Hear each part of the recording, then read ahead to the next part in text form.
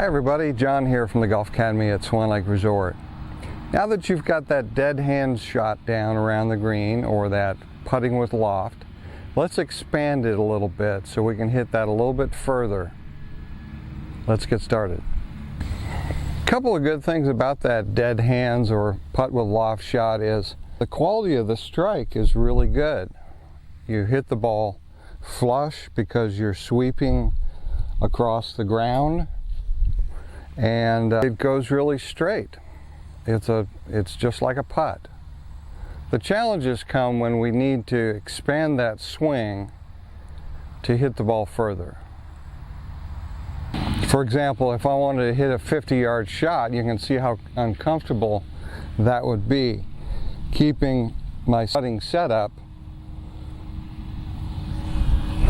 almost impossible. Okay, we're back in the studio for just a second, just to show you, how steady we stay over the ball when we putt. Whether you use wrists or not, whether you're an arm swinger or a body motion putting stroke, whatever it is, you're going to focus on keeping your body relatively still. And remember, putting with loft around the green doesn't require us to swing the club back that far.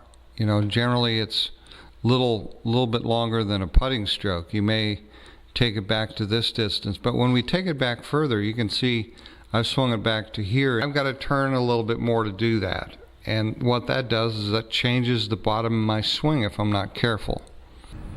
So instead of not moving the lower body, we're going to move it around one pivot point, and that pivot point is going to be your forward leg.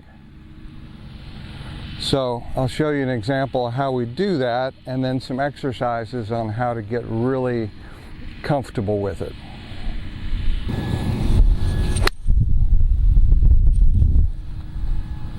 Nice flush, straight hit, about 50 yards.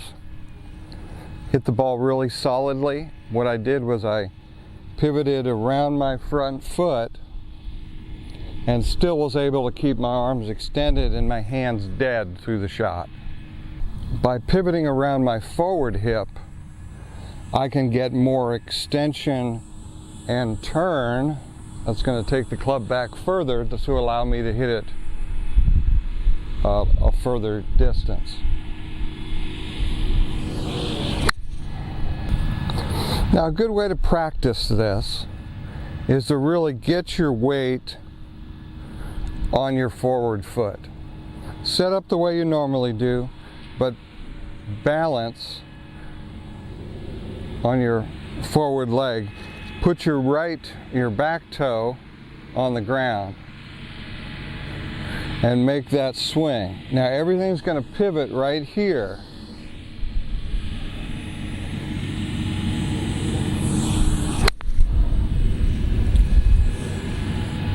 Made a longer swing with that, hit that about 55, 60 yards.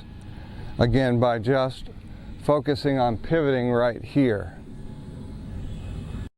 Okay, we're back in the video room again for just a moment, just to illustrate why I think the flamingo drill is a really good exercise if you want to expand your no hands or dead hands or putting with loft swing, to give you that crisp hit with good distance control and a lot of reliability. Okay, the key thing is keeping your weight on a center focal point, which is going to be your left hip. You go, why not your right hip? Well, it's about knowing the dynamics of your golf swing. When you swing the club back, and if I had stepped on my right foot, the pressure, where the pressure is on the ground with my feet, is where the bottom of the swing is going to be.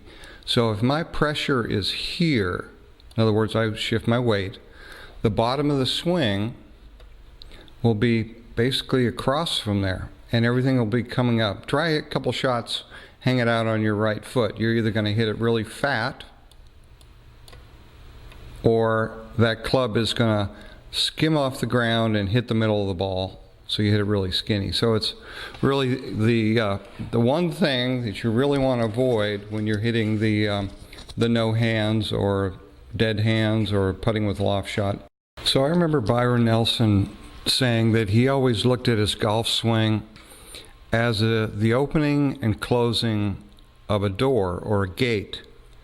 And this is a really good example. Imagine that basically my arms and the clubs are the gate, and my left hip is what's attached to the door or to the post.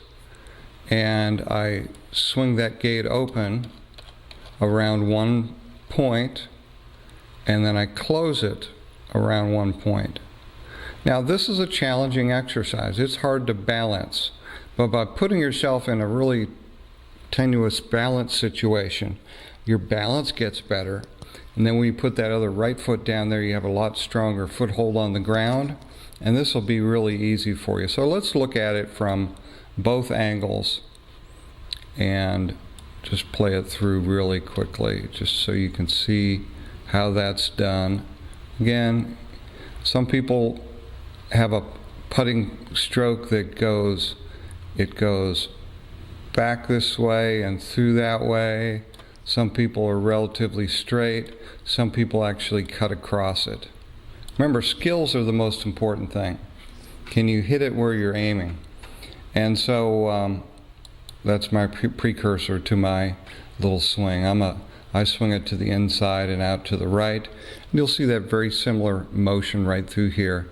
Again, dead hands, and down and through, and the pivot point is that left hip. This is really good practice. You can really feel the power that that pivot gets you around the forward hip. So that's what we call the flamingo drill. It's challenging. It really makes you focus on keeping your balance with that forward foot. But what it does for your accuracy and distance control is amazing. Now, check out Jason Day. Okay, we're here watching Jason Day and Zach Johnson, another player who is really armsy or dead hands around the greens. Zach here is hitting about a 40-50 yard shot, maybe 30 or so for Jason Day. But watch the method. Here's Jason. The camera is kind of unsteady, but you see nothing's changed there. He's just swinging basically the triangle of his arms and shoulders through dead hands. Okay, go over to Zach Johnson. This video quality isn't very good, but you'll see very similar. He mentions that if he does use any wrist, it's maybe just a little bit right back here, but the strike through the shot is a body motion through, keeping the arms together, back and through. Very dependable shot for players even at the highest level. There you have it, folks. An easy way to expand that really dependable, repeatable shot. The no hands drill or the dead hands drill or putting with loft. How to expand that to really improve your accuracy from that 30 to 60 yard range. Come see us at the Golf Academy.